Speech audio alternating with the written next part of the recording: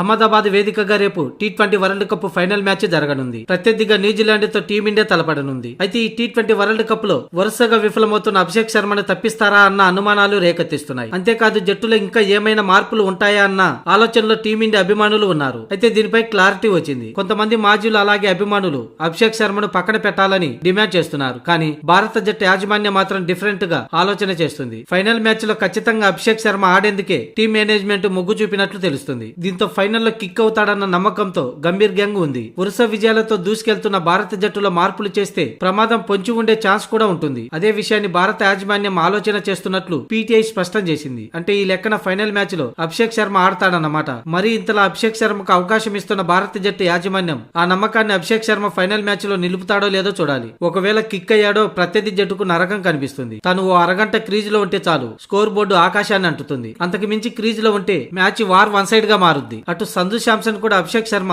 ఫైనల్లో క్లిక్ అవుతాడనే నమ్మకాన్ని కనబర్చాడు. ఇంగ్లాండ్ పై విజయం అనంతరం సంజు శాంసన్ ఈ విషయాన్ని చెప్పాడు. మొత్తంగా చూసుకుంటే T20 world cup final New Zealand తో టీమిండియాలో ఎటువంటి మార్పులు లేకుండానే, అంటే సెమీఫైనల్లో ఇంగ్లాండ్ తో బరిలోకి దిగిన జట్టుతోనే ఈ ఫైనల్ మ్యాచ్ లో కూడా టీమిండియా బరిలోకి దిగే అవకాశాలు కనిపిస్తున్నాయి.